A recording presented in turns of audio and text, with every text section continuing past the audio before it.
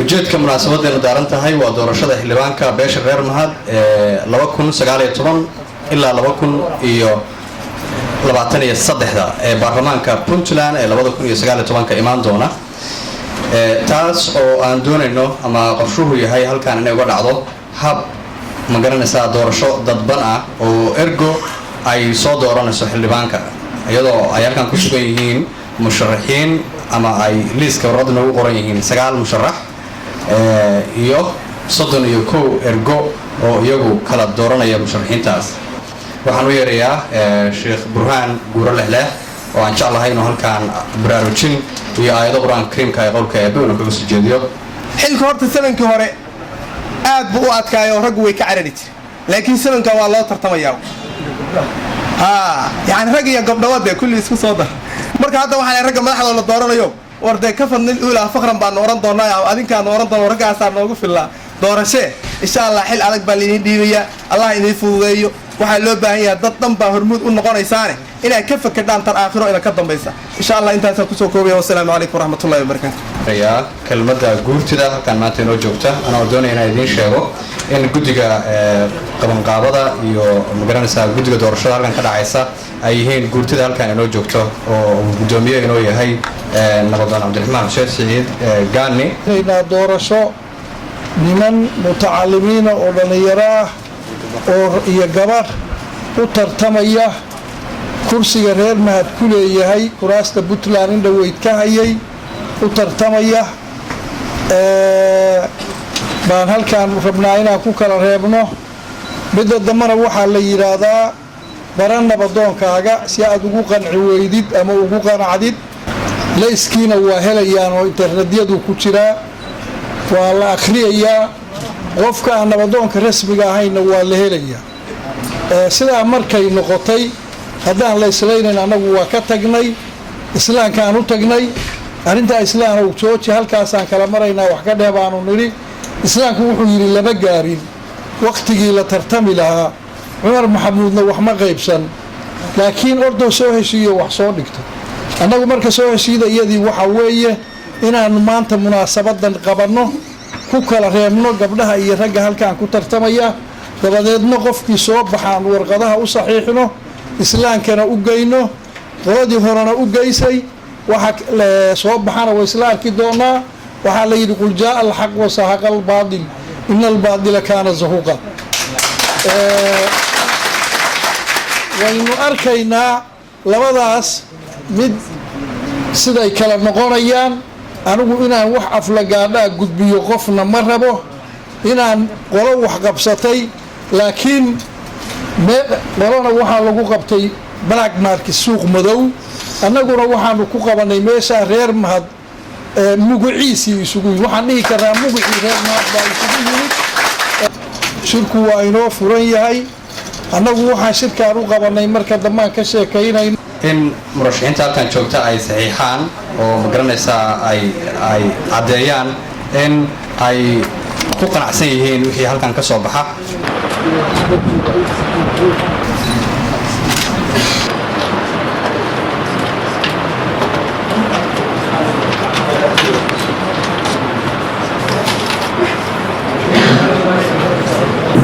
magacayga waxaa la yidhahdaa cabdikariim xuseen guure oo lagu naanaysa shaacuur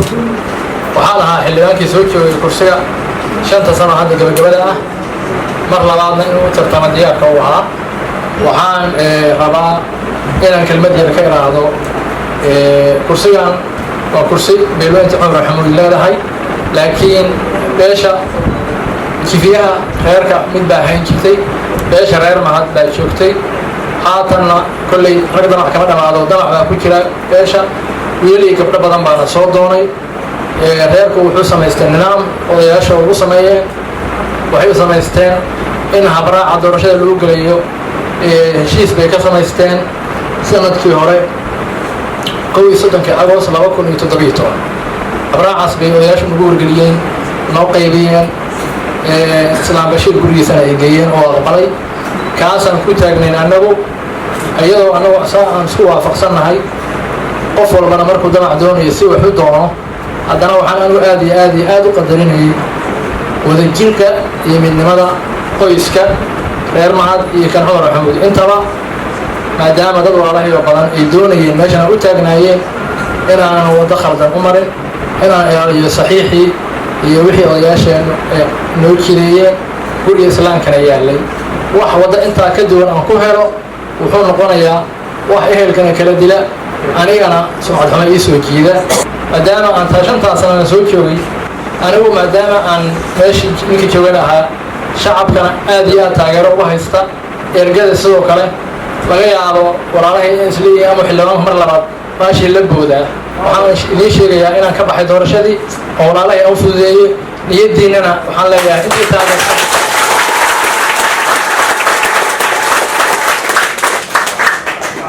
inaydan arrintaa ku qalbi jabin xelal badan iyo meelo kale aan ka imaanayaa mar walbana qoyska iyo ummaddaba waa u shaqayn doonaa aad iyo aad baa u mahadsantihiin waxaa farxad weyn noo ah aniga iyo saaxiibadayda musharaxiinta ah halgankii aan ku jirnay oo aanu mar filaynay in reer mahad muraayadda dhalada ah ay ku kala baxaan lana fuliyo heshiiskii ay cuqaashu saxiixeen 31 Agost 2017 ayna ku bileeyeen in aqoonyahanka iyo waxgaradka beeshu ay u tartamaan kuraasta ay saami qaybsiga uga helaan walaalahooda ay ehel iyo odadaagta yihiin maanta waxaan u malaynayaa inay tahay maalin taariikhi ah dad la soo tijaabiyey iyo dad cusub waan isleenahay han badan baa ku jira xoog badan bay la fadhiyaan baanu isugu jirnaa saaxiibkay xildhibaan cabdikariim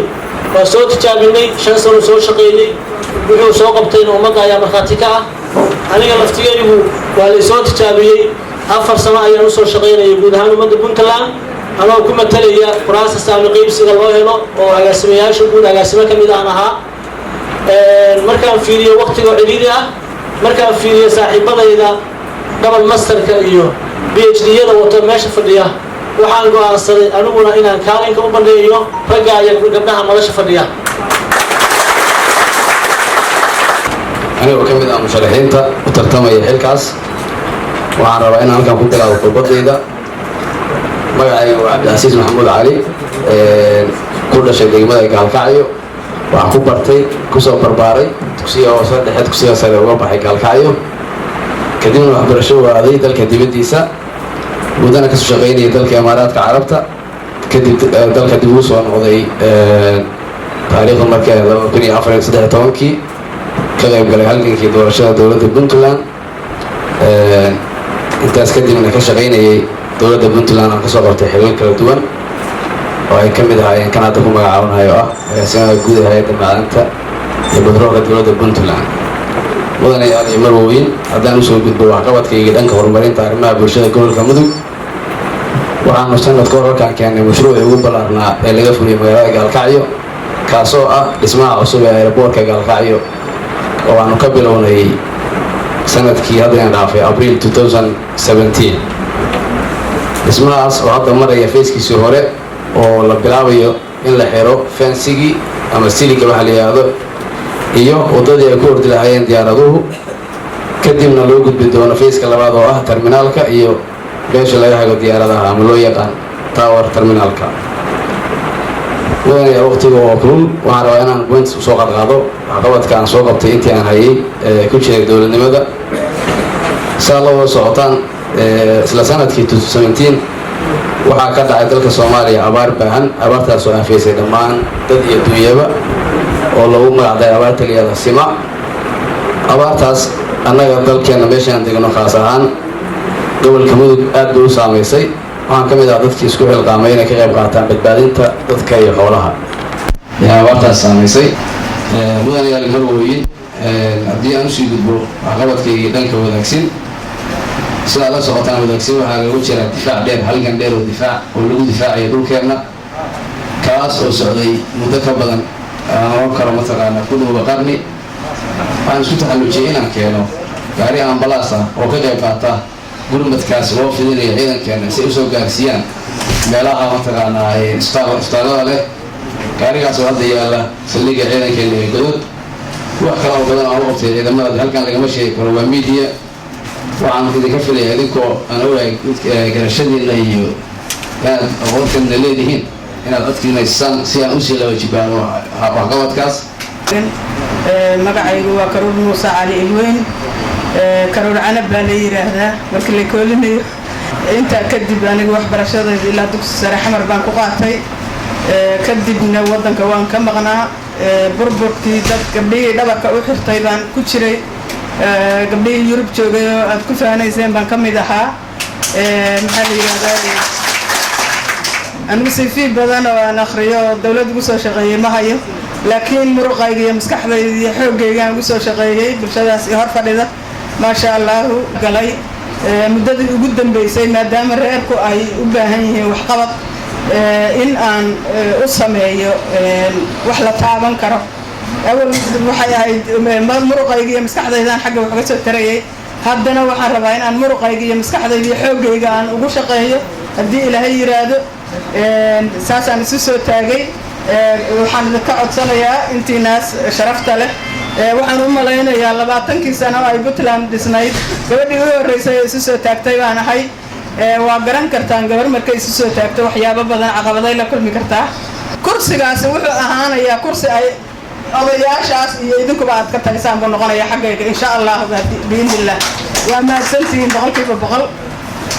magacayga waxaa la yidhahdaa cabdiqaadir maxamuud cumar farabadane aabay farabadane cumar xuseen baa la yidhahdaa waxaan aad iyo aad u qiyaasayaa in maxaanku rabay oo aan soo geliyay arrintan waxay ahayd wax kale ma jirin oo soo geliyay waxay ahayd waxay soo geliyay in isbedel dadku uu helo adeegyada bulshada ama waxbarasho ha noqoto caafimaad ha noqoto noocay rabto ha noqoto ayaa soo geliyay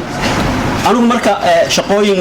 badan baan ka shaqeeyaa oo maxaanku yidhaha consultants iyo waxyaalo badan baan ka shaqeeyaa waxaan isleeyahay haddii la helo qof kale oo iga habboon waxaan jeclaan lahaa iyadana in ma garanaysaa hawshaas loo igmadaan jeclaan lahaa waxaan rabi lahaa inaan ku biiro saaxiibaday oo ka tanaasulay hawsha iyada ah maxaanku yidhaha qofkii halkaa ka soo baxana waxa waa la shaqaynaynaa annagoo dhan baa la shaqaynaya geesia ka istaagaynaa aad iyo aad baa u mahadsantihiin reer mahadadayaashoodii isku dhan ayaa waxay dhahay arrintaa go-aan baa ka yaala 2017 la saxiixay dhammaantayahaan saxiixinay odayaashii reer mahad ayaa gogolka yidhi hadalla ka yidhi waxaa loo tartamayaa xubintaas tartan furan baa loo gelayaa jifi gaarana ma yeelan doonto dhammaan musharaxiinta reer mahad qof kastoo arrintaa danaanaya ha ku jiro raganimadiisa iyo kartidiisa iyo aqoontiisa ha la yimaado balaqal u kala baxayaa aad iyo aad baan ugu qancay anna inaan soo gaabiyo maadaama waqtiguna kulul yahay odayaashii kalena ay saa garteen aniguna waxaan gartay inaan soo gaabiyo waana mahadsantihiin cid kasta oo procedurkan wax kasoo mataqaanaa shaqaysa inuu xalaal ku dhaco waxaan aaminsanahay cid kastoo halkaa lagu soo doorto oo aniga oo raggaa kale ah oo gabadha leh oo dhammaan waxaan aad iyo aad usoo dhaweyn doonaa markay dhacdana waa hambalyeyn doonaa waxaa maanta farxad loo ah in maantii broseyskii xalaasha ahaa ee in badan ay musharaxiinta halkaa fadhida ay ku celceliyeen oo ahaa sanduuqa sida dhaladaas u cad oo aan maanta u jeedno oo wax ku jira aan la arag cid loo dooranayaana cid garanaysa aysan jirin ilaahay mooye in lagu kala baxo halgankii dheeraayo loo soo galay inuu guulaystay ilaahay subxaanahu watacaala ayaan uga mahad celinaynaa wax badan waxay dadku la kaftameen raggii musharaxiinta ahaa ee in badan dalbanayay in sida maanta dhacday wax loo doorto waxaa in badan la isweydiiyey waxa ka dhaxayn kara ragga kale kama hadlin laakiin waxa keliya oo runtii naga dhexeeya waxay ahaayeen in broseyskaas uu xalaal noqdo aniga oo in badan laga yaabo inaan kasoo muuqday meelaha qaar ama barnaamijkaas ka hadlaya waxaan go'aansaday si aan loogu arag in arrintaas ay iga ahayd muruqsi iyo xukun jacayl anna inaan raaco taladii saaxiibada iga horreeyay oo ahayd inaan soo gaabiyo tartanka una tanaasulo ragga iyo gabdhaha kale ee tartanka ku jira aad iyo aad baan umahadsantihiin. Salaamu calaykum. cabdilcasiis maxamuud cali xaaji sayn iyo karuur muuse cali ilweyn labadaas ayaa soo haray 7 marashax oo halkan yimid 5 ka midana way tanaasuleen. waxaan jeclahay in aan labadaas aan codaynta u samayno oo sida aad arkaysaan halkan waxaa yaalla sanduuqa codbixinta ama boxka ee codbixinta marka buugtida hortooda ayaa lagu foorarinayaa ama lagu gambinayaa iyo hortiinaba wax ku jira male waan maran yahay wakaas. cabdiqaadir yaasiin axmed waa codeeyey, cabdiraxmaan abshir guura waa codeeyey, ibrahim maxamed cabdi waa codeeyey, jamaal farax aadan waa codeeyey, jaamac biixi, xuseen cabdinuur dambalaas waa codeeyey, cabdilcasiis maxamuud cali xaaji sayn, karuur muuse cali ilweyn, cabdilcasiis maxamuud cali xaaji sayn, karuur muuse cali ilweyn,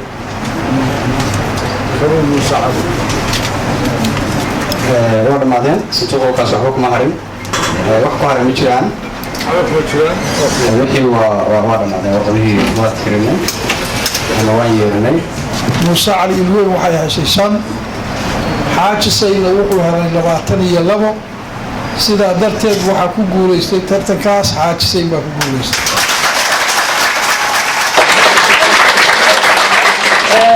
waxaanu samaynay iyo wixii shala dhacana idinkaa qiimayn doona, jawaabtana reer mahad baanu ka dhowraynaa. waan u yeerayaa karuur muuse cali oo iyadu laga guulaystay. ma aan guuldarraysana waa guulaystay maasha allah. xaaji sayn aad baan ugu hadalyeelayaa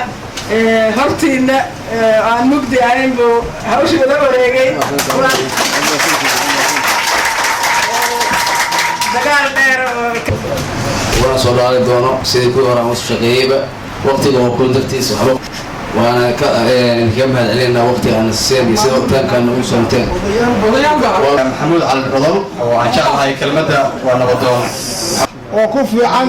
oo haatan ku habboon, laakiin dacwaddu ay tahay sidii la rabay aysan u marin, waa isa sida xaqaada aysan arrintaas baalmarsan tahay